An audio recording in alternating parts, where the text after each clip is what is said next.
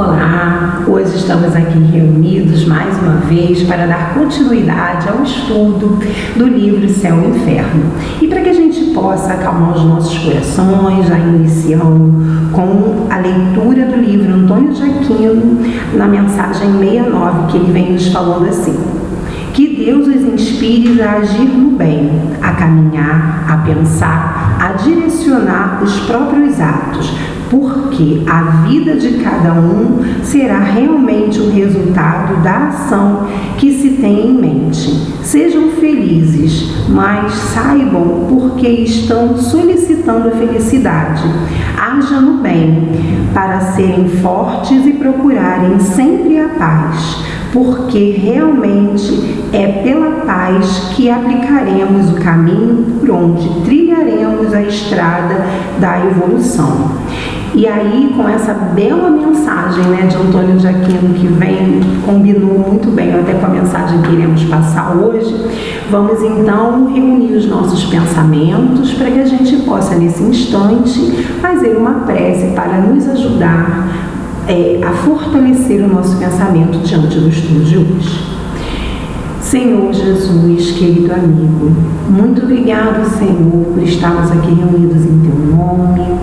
Obrigado, Senhor, pela oportunidade do estudo, de estarmos junto com a espiritualidade amiga, o nosso querido irmão Clarencio, e todos esses espíritos que amorosamente se colocam à disposição para que possamos nos fortalecer diante do estudo da doutrina espírita. Pedimos então o amparo e a sustentação da espiritualidade amiga para que possamos estudar, refletir e sim utilizar todo esse conhecimento na nossa vida de encarnado. E assim, Senhor, pedimos a Deus nosso Pai a permissão para darmos por iniciado o estudo de hoje acerca do livro Céu e Inferno. Que assim seja, Senhor, graças a Deus. Bom, hoje nós estamos estudando o livro Céu e Inferno e passaremos para a segunda parte do livro Céu e Inferno, que é muito interessante quando a gente estuda, já estudamos nas palestras passadas, há algum tempo, nós viemos estudando alguns assuntos que vão nos auxiliar no entendimento dessa segunda parte. Porque quando nós estudamos a primeira parte do Céu e Inferno, Kardec organiza o nosso pensamento para que a gente entenda o que acontece com cada espírito ao chegar no plano espiritual e como o seu pensamento, de acordo com o pensamento de cada um, com a bagagem de cada um, com as experiências, com as ações e principalmente com toda a sua bagagem moral, a forma com que o espírito é recebido pela espiritualidade amiga vai diferenciando uns dos outros pelo seu entendimento do que acontece nesse momento do passamento, que nós estamos buscando esse entendimento ainda encarnado através das obras de Allan Kardec. E é muito interessante a gente pensar nisso, porque a partir de agora nós iremos estudar a segunda parte do livro Céu e Inferno, onde espíritos que ao chegarem no plano espiritual se colocaram à disposição de trazer para nós as suas experiências e trazer isso como um exemplo do que acontece com determinado espírito ao chegar no plano espiritual. E para que fosse algo extremamente proveitoso essas experiências, Kardec ordena todo esse conhecimento de uma forma a nos dar a possibilidade de ordenadamente estudar a chegada desses espíritos de uma forma decrescente, como a gente vê aqui. Ele vai colocando os espíritos felizes, os espíritos em condição mediana, os espíritos sofredores, os suicidas, os criminosos arrependidos, os espíritos endurecidos e aqueles que passaram por expiações terrestres.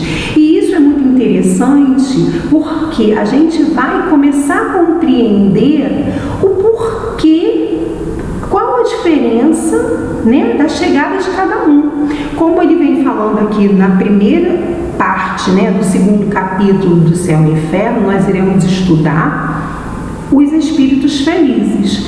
E os espíritos felizes, eles têm algumas características que são que nós vamos estudando em todos esses que vai ser estudado daqui para frente, que são muito interessantes de cada um deles. Eles tiveram vidas diferentes, trajetórias diferenciadas, porém, todos eles possuem características muito semelhantes para que eles possam ser classificados enquanto espíritos felizes. Porque eles têm, dentro deles, eles já conseguiram, né, fazer com que todos a sua fé seja... eles fizeram com que a sua fé fosse algo muito maior do que tudo aquilo que eles podiam acreditar. Então eles acreditavam na vida após a morte e eles faziam dessa fé a sua bandeira ainda em vida, porque eles faziam tudo aquilo que eles podiam fazer de bom na vida encarnada. Então eles tinham como característica, até muito interessante, aí vendo lá no Evangelho, nos Seres Perfeitos, no capítulo 17, Kardec vem trazendo para nós, né, que o homem de bem, qual a característica do homem de bem? Aí ele fala aqui, no item 3, o verdadeiro homem de bem é aquele que pratica a lei de justiça, de amor e de caridade, na sua maior pureza. Então, uma das características desses espíritos, e principalmente esse espírito que nós iremos começar através da sua comunicação, que é o primeiro espírito a ser estudado, né? O seu material Sanson é o primeiro espírito a ser estudado aqui por Kardec, trazido para que a gente possa estudar aqui no livro Céu e Inferno. Ele possui essas características e isso é bem interessante para a gente perceber. Então, Sanson, como ele era um espírito, né, que este antigo membro da Sociedade Espírita de Paris faleceu em 21 de abril de 1862, depois de um ano de atroz padecimento. Prevendo a morte, dirigia ao presidente da sociedade uma carta com o tópico seguinte. Então, Sanson, ele participava já da Sociedade Espírita de Paris. Ele estava ali como um membro, ele colaborava no que era possível. E ele escreve uma carta porque ele já percebia o instante da morte. Ele, ao invés de se apavorar, ele não fez nada disso. Ele simplesmente teve a fé ainda muito mais robusta e escreveu uma carta pedindo que, se fosse possível, obviamente com a permissão de Deus, se ele poderia, naquele momento do seu desencarne, ser feita uma evocação do seu espírito o mais breve possível. Mas ele faz o pedido, e o que é muito interessante, ele fala: se for da vontade do Pai, vocês podem fazer evocação, mas se Deus permitir que eu, um humilde membro da Sociedade de Paris, possa participar dessa evocação e também colaborar, como ele fala aqui no momento da sua carta, ele fala assim, como se vocês pudessem fazer uma autópsia espiritual desse momento do desencarne. Então, quer dizer, olha o espírito, a grandeza desse espírito que se achava tão pequeno, que ele fala assim: eu nunca ajudei em nada. Ele deixa a carta aqui, ele fala: eu quase não fazia nada, eu não ajudava, mas se eu puder ajudar em alguma coisa, eu gostaria de trazer as minhas experiências a respeito do instante da morte, trazer tudo que eu passei, tudo que eu puder lembrar, tudo que eu puder contribuir para o progresso dos estudos da Sociedade de Paris. Então, olha a humildade desse espírito, que ao chegar, né, numa carta pedindo para que pudesse ser estudado o seu momento de desencarne, porque ele ia fazer de tudo para lembrar do que estava passando para passar o mais breve possível e da melhor forma possível para deixar de estudo para os companheiros futuros. E aí ele continua, né? Ele fala, se realmente Deus permitir, eu estarei presente nesse instante. Ele roga a Deus, né? Olha aí a fé e a humildade desse irmão, mas principalmente o desejo de fazer o bem, que é como eu falei do homem de bem. O homem de bem, ele sempre quer ser útil, ele quer fazer algo para ajudar o seu companheiro de jornada. E ele falou, bom, como eu nunca fiz nada de útil, nesse instante talvez eu possa ser útil, porque eu já entendo da morte, eu não tenho medo da morte, eu sei o que vai acontecer, porém eu não sei como eu vou poder ser útil, mas se vocês me evocarem, eu vou tentar ajudar da melhor maneira possível. E aí ele realmente é evocado. Só que eles falam assim, aí numa nota eles falam assim, é um homem eminentemente esclarecido, inteligente e profundamente convicto das verdades espíritas. Isso é Kardec falando a respeito de Samson. Ele era um homem que tinha conhecimento profundo da doutrina espírita. Ele sabia o que ele estava pedindo ao Pai em oração, porque não é para qualquer espírito que consegue em apenas 8 horas depois do seu desencarne passar uma mensagem como ele passou, ainda com uma certa dificuldade, como ele mesmo coloca aqui em algumas respostas, porém ele já consegue passar essas mensagens, como ele vem falando aqui, né? Kardec vem falando aqui. Senhor Samson descreveu plenamente lúcido o instante da transição, vendo-se morrer e renascer, o que é uma circunstância pouco comum e só devida à elevação do seu espírito.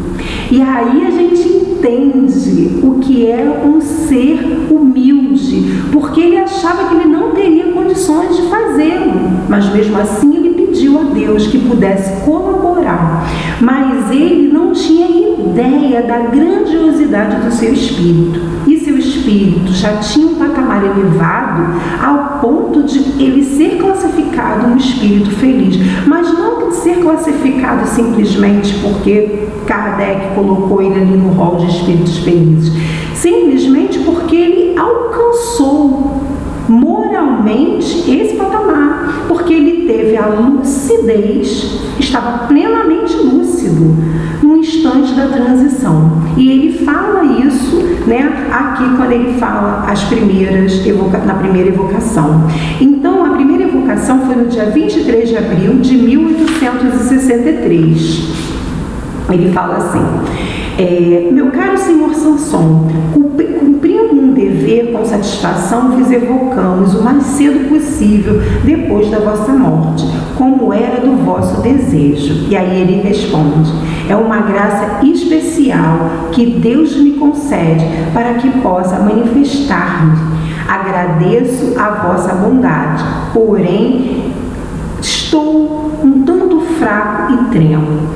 Só que isso aconteceu 8 horas após o seu desencarne. Mas ele já tem a percepção, já agradece a Deus, olha a humildade desse espírito, ele agradece a Deus a oportunidade e a permissão que Deus concedeu para que ele pudesse dar a comunicação, né? Porque Kardec fala que ao perguntar, é um dever cumprido para nós fazer, mas principalmente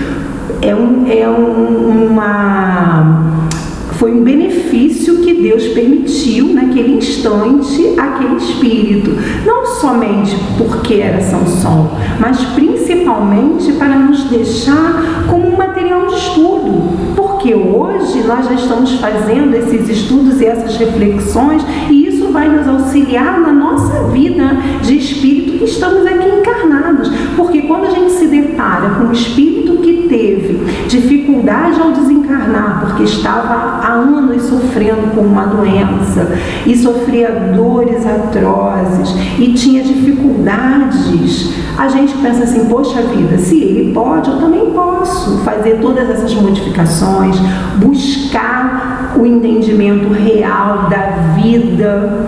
O que é uma lei de progresso? Como eu faço para ser um homem de bem? O que eu tenho? Quais são os recursos que eu tenho, materiais e espirituais, para me utilizar ainda nessa vida? Então, tudo isso, né, como Kardec vem falando aqui, ele era profundo conhecedor das verdades espíritas. Então, todo o tempo dele nessa encarnação, ele voltou para buscar conhecimento doutrinário. Não somente doutrinário, mas das leis naturais. E se utilizou dela no seu dia a dia. E assim ele alcançou o progresso espiritual. Porque ele mirou, né, lá na frente e foi. Porque o caminho, a trajetória pode ser dolorosa, de pedras e de dificuldades. Mas a gente sabe que a chegada é para ser feliz. E foi justamente o que aconteceu com esse espírito. Ele, apesar de toda a dificuldade, ele tinha confiança, a fé robusta de que tudo que ele passou naquela vida de Sansão, ao chegar no plano espiritual, ele seria acolhido. Ele não imaginava, talvez, que ele já estivesse num patamar de ser um espírito feliz, de ser acolhido como ele foi e de recobrar a sua memória espiritual com tanta facilidade. Aí a gente vê o como é importante o conhecimento, porque ele já sabia o que fazer, ele já tinha a ideia do que iria acontecer, das possibilidades da vida futura, ele já tinha essa compreensão.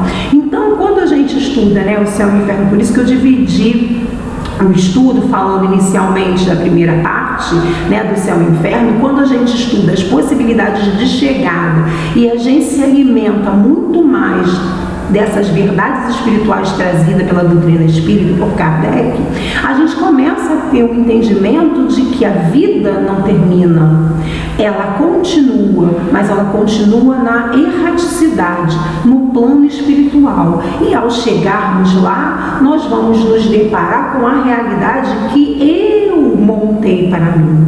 Por isso que Kardec vai classificando os espíritos e as suas chegadas. Agora, até acho que umas 5 ou 6 palestras, iremos estudar espíritos felizes, mas depois vamos estudar os medianos, os suicidas e todos os outros e as suas chegadas, a forma com que foram recebidos, a forma com que a sua consciência acusava, né, a sua chegada. Sansão tinha pouca coisa para se arrepender da sua vida, muito pelo contrário.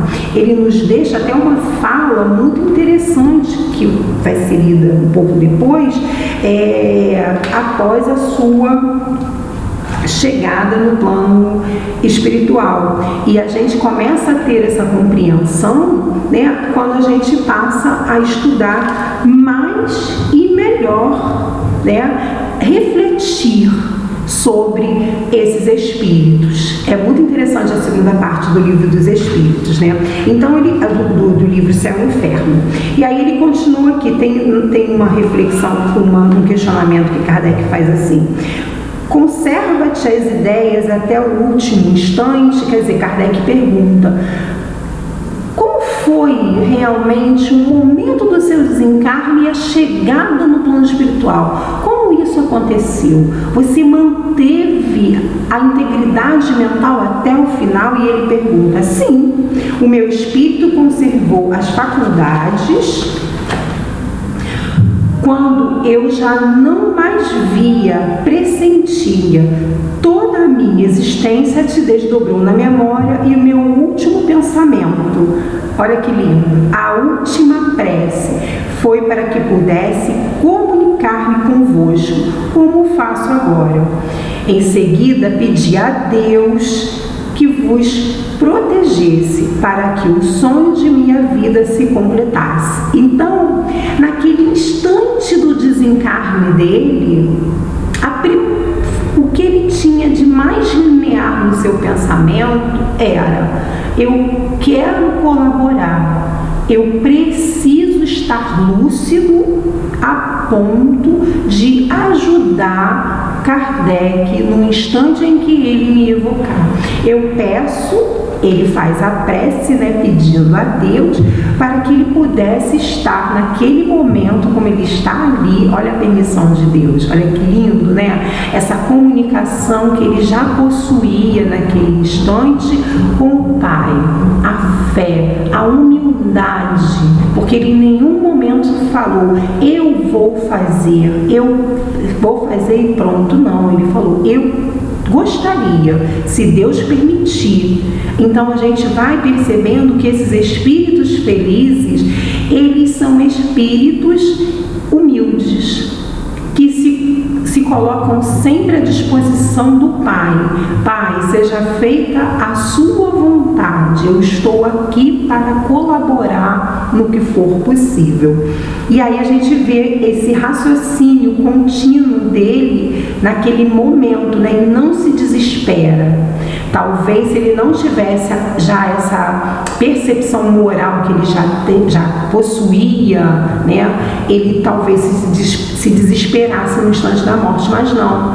Ele tinha firmeza, ele tinha um raciocínio contínuo e ele tinha essa vontade firme de colaborar com as gerações futuras. E aí ele dá, né, a continuidade, né, falando aqui. Tivestes consciência do momento em que o corpo exalou o derradeiro suspiro? Que se passou convosco nesse momento? Que sensação experimentaste? Aí ele responde: parar-te-se a vida e a vista, ou antes a vista do espírito se extinguiu, encontra-se o vácuo, e arrastando-se, nem sei que pode, encontra-se a gente num mundo de alegria e grandeza. Eu não sentia, nada compreendia, e no entanto uma felicidade inefável se extasiava dentro de mim. Então ele simplesmente se sentiu muito feliz naquele instante. Ele se encheu de felicidade, ele se encheu de uma alegria que ele não sabia nem de onde estava vindo, né? Porque ele carregava dores atrozes. Ele fala que estava livre do peso das dores que ele estava sentindo no corpo físico, e no instante da morte se cessou aquelas dores do seu corpo físico e ele passou a experimentar a alegria de estar livre do corpo físico e ao mesmo tempo a sua chegada com plena consciência no plano espiritual. E aí a gente percebe também que ele deixa umas palavras, né, para que a gente possa finalizar o nosso estudo. Ele deixa uma palavra bem interessante, né? Ele fala assim: durante a cerimônia no cemitério, ele ditou as palavras seguintes: não vos atemorizei a morte, meus amigos. Ela é um estádio da vida. Se bem souberdes viver, é uma felicidade. Se bem a merecerdes, é melhor cumprirdes as vossas provações. Repito, coragem e boa vontade. Não deis mais que medíocre valor aos bens terrenos e sereis recompensados. Não se pode muito gozar sem tirar de outrem o bem-estar e sem fazer moralmente um grande e imenso mal. A terra me seja leve. Então a gente percebe, né, que esse espírito, ele soube viver enquanto estava encarnado. Ele aproveitou todas as oportunidades de fazer o bem, apesar de não haver um relato tão concreto das suas ações, mas por ele ser um espírito feliz, ele vem dizendo aqui: aproveitai, cumpri as vossas provações. Então todas as dificuldades que nós tenhamos que passar, tire bom proveito dela. Use como experiência para ser melhor. Use todas as maneiras de ajudar da melhor maneira possível. Se esse espírito quis nos deixar essa experiência de pós-morte, era um dos seus maiores desejos, você imagina como não devia ser a sua vida até o verdadeiro momento onde ele foi para o plano espiritual. Ele devia ser um homem de bem, que ele se utilizava da lei de justiça, de amor e de caridade da melhor maneira possível. Ele não desprezava uma oportunidade de fazer o bem. Ele se utilizava da sua fala, do seu pensamento, dos seus sentimentos e de todos os recursos materiais e espirituais para o bem.